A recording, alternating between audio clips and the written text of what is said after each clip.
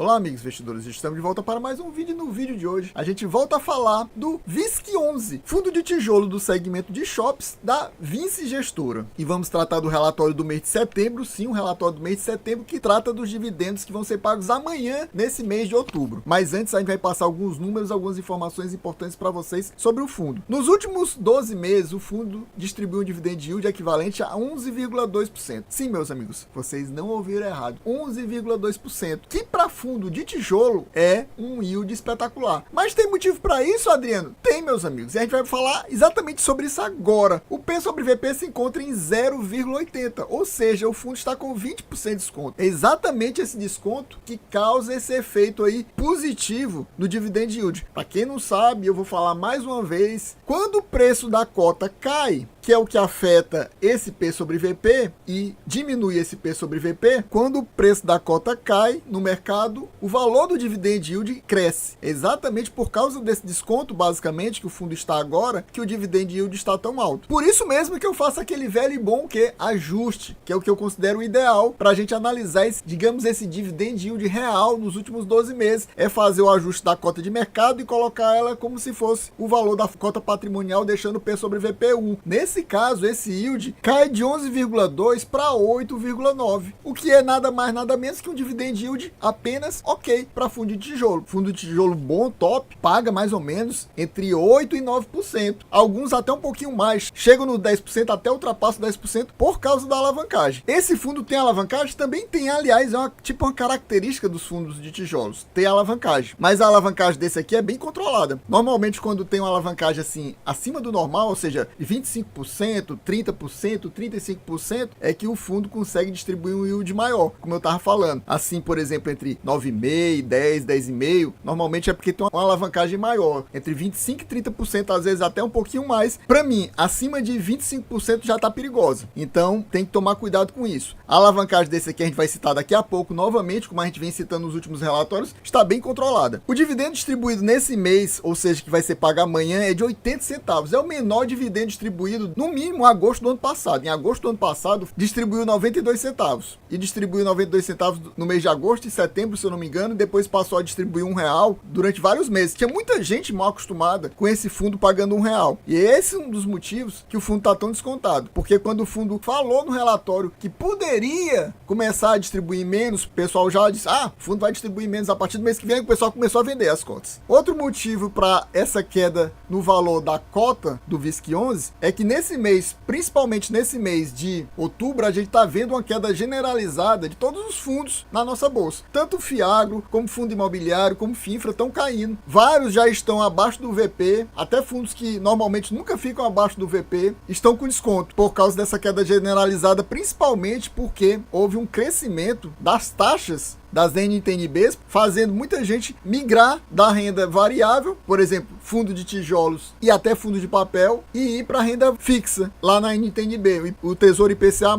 Então, nessa combinação de fatores, de diminuição na distribuição de dividendos, mais essa fuga de capital do mercado de fundos imobiliários para a renda fixa, fez a cotação cair muito. A gente vai ver agora, daqui a pouco, por exemplo, quanto é que estava esse P sobre VP no final do mês de setembro. E agora, cerca de apenas 11 dias depois, se a gente considerar a cotação da última sexta-feira, o fundo já caiu um percentual bem interessante, digamos assim, para quem está pensando em entrar no fundo. Esse dividendo distribuído agora, que vai ser pago amanhã de 80 centavos, equivale a um yield do mês de 73 centavos. Esse seria um yield ok, normal, nada demais. Se não fosse, esse valor tá 0,73%, exatamente porque a cotação caiu muito. Porque se você for considerar o valor da cota patrimonial, esse yield está bem baixo. Ou seja, quem comprou no valor da cota patrimonial ou próximo da cota patrimonial, está recebendo um dividend yield do mês próximo de 0,60, o que é um yield mensal ridículo, né? Eu considero ridículo esse yield mensal. 0,60 é praticamente poupança. É claro que para quem está comprando esse valor, tá ok, porque está pegando um yield normal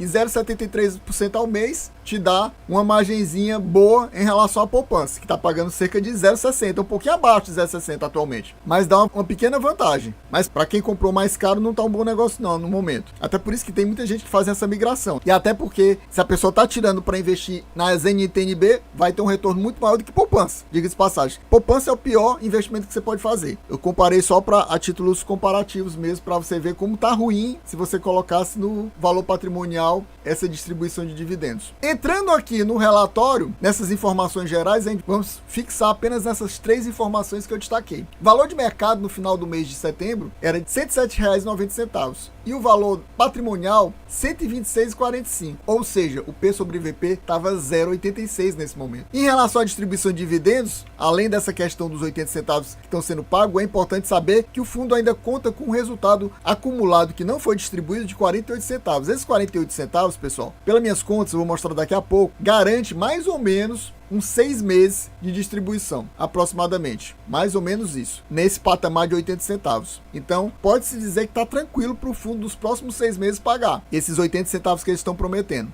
Esse fundo está todo mês usando valores de resultado, lucro acumulado não recorrente. Esse R$1 que ele pagou durante muito tempo foi reserva acumulada, que o fundo ficou queimando. A gente vai ver daqui a pouquinho quanto é que está mais ou menos, em média, o valor recorrente do fundo. Muita gente gosta de investir, só pensando no valor recorrente. Mas, meus amigos, esses fundos de tijolos, tanto logística, como de shoppings, como de renda urbana, principalmente renda urbana, eles fazem esse giro de portfólio. É normal, é natural isso, e sempre eles têm esse ganho de capital que eles repassam para os clientes em forma de dividendos. Então, você dizer que vai considerar apenas o valor recorrente é até estranho, porque normalmente o fundo sempre está distribuindo valores não recorrentes. Se não fossem esses valores não recorrentes, esses dividendos desses fundos de tijolos estaria tão baixo, que a maioria dos investidores não ia nem querer mais investir em tijolo. Fundo de tijolo é bom, principalmente por causa disso, da combinação do não recorrente com o recorrente. Então aqui, no fundo, no mês de setembro, o resultado gerado pelo fundo, ou seja, o lucro do fundo, pegando as receitas e subtraindo as despesas, foi por cota de 73 centavos. Ou seja, como ele pagou 80 centavos, a gente já sabe que ele pegou 7 centavos que tinha reserva e complementou esse resultado, esse lucro do fundo no mês de setembro para pagar no mês de outubro. E depois disso, ele ficou com o resultado não distribuído de 48 centavos. Ou seja, no início do mês, ele tinha 55 centavos não distribuídos e agora passou a ter 48 centavos. E agora eu gostaria de perguntar para você, você possui o VISC11 na sua carteira? Tá pensando em colocar na sua carteira ou aumentar a sua posição, aproveitando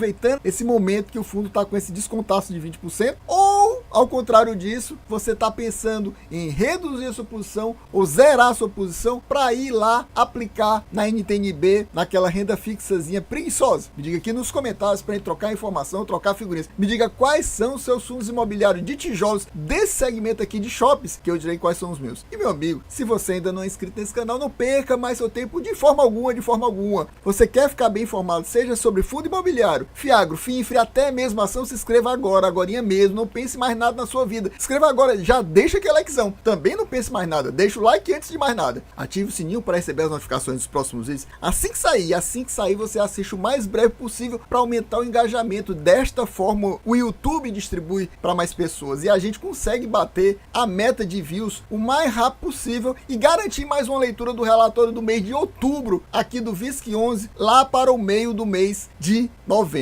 Aqui no topo, pessoal, do lado direito, eu vou colocar um cardzinho do relatório do mês anterior, porque nesse mês aqui, para quem está assistindo pela primeira vez uma leitura do relatório do VISC11, não vai ter todas as informações necessárias para você entender o fundo nesse vídeo apenas. Por quê? Exatamente que eu vou fazer uma versão mais compacta nesse vídeo, tirando aquelas coisas que não são novidades. Por exemplo, o fundo não teve compra e nem venda de novos shoppings. Como não teve, então eu não vou trazer esses dados sobre isso nesse vídeo, porque eu já trouxe nos vídeos anteriores. Então vou deixar lá para quem estiver vendo pela primeira vez, porque quem está acompanhando mensalmente já viu esses dados, não mudou nada. Então eu vou trazer só as coisas que mudaram do relatório do mês passado para esse mês, para o vídeo ficar mais light, ficar mais curtinho. Então vamos lá. Essa DRE para mim é uma das piores que existe na face da terra. Horrível, só tem um mês. Para mim o ideal, como eu falo para vocês, é ter um ano todo, para a gente ter uma noção geral do ano. Numa hipótese mínima, era ter 6 meses. Na pior hipótese possível, era ter pelo menos 3 meses. E aqui é apenas um um mísero mês. O resultado do fundo do mês de setembro foi de 20.287.000, o que nos trouxe aqueles 73 centavos por cota. O resultado dos shoppings, que é o que eles chamam de remessa dos shoppings, foi de 26 milhões. Ou seja, a gente vê que praticamente o fundo consumiu 6 milhões com despesas. O fundo distribuiu 80 centavos, aí eu marquei aqui, 7 centavos são de não recorrentes, exatamente porque 73 centavos foi de recorrente, e o fundo ficou com 48 centavos aqui de resultado acumulado não distribuído. Reserva, olha aqui, no início do mês de setembro, digamos assim, ele tinha 55 centavos e no final do mês 48 centavos. Ele continua falando do guidance de 80 centavos a R$1. A gente está vendo que ele está pagando agora na banda baixa, digamos assim, no menor valor possível, menor patamar possível de distribuição de dividendos. E para fechar o vídeo, a gente volta aqui a mostrar rapidamente a carteira do fundo, porque também é algo que não está mudando nos últimos meses. Então, se não está mudando, não faz sentido eu me aprofundar. A parte relativa às obrigações financeiras aí, que são as obrigações de imóveis a prazo que ele tem para pagar, que a maioria são CRIs que ele tem a pagar, que são os passivos do fundo, em resumo. Eu falei nos últimos relatórios, não vou falar mais nesse aqui não. Você assiste o último vídeo, como eu postei um cardzinho em cima anteriormente, para você ver quais são essas dívidas, se você não sabe. Então o fundo atualmente está com um patrimônio líquido de 3,7 bilhões. Tem o XPML, que é o maior, e depois do XPML, o maior exatamente o VISC11. Não tem ninguém maior do que o VISC11, além do XPML. O fundo conta com participações em shoppings equivalente a 3,9 bilhões e aplicações financeiras, 369 milhões que ele tem aplicado. Se você soma isso aí, dá cerca de 4,3 bilhões em ativos do fundo. Só que o fundo tem exatamente cerca de 630 milhões aqui, o que nos dá uma alavancagem de cerca de 17% em relação ao patrimônio líquido. Eu já tinha falado isso para vocês no começo do vídeo, que eu acho a alavancagem aceitável até mais ou menos uns 25%. Acima disso eu acho muito perigoso. Tem gente que acha que a alavancagem tem que ser no máximo 20. Eu acho que tem gente que acha que no máximo tem que ser 15. Mas é normal, natural, que a maioria dos fundos de tijolos trabalhem alavancado. É quase que um padrão. Então, dificilmente você vai encontrar um que não tem uma alavancagem. E normalmente é 15 ou mais. Tem uns que exageram e vão lá para 30, 35, alguns até ultrapassam 40, o que é bem perigoso. Para mim, ultrapassou os 25 já tá perigoso. Mas principalmente quando ultrapassa os 30 ou mais. Mas aqui tá uma alavancagem bem controlada de 17%.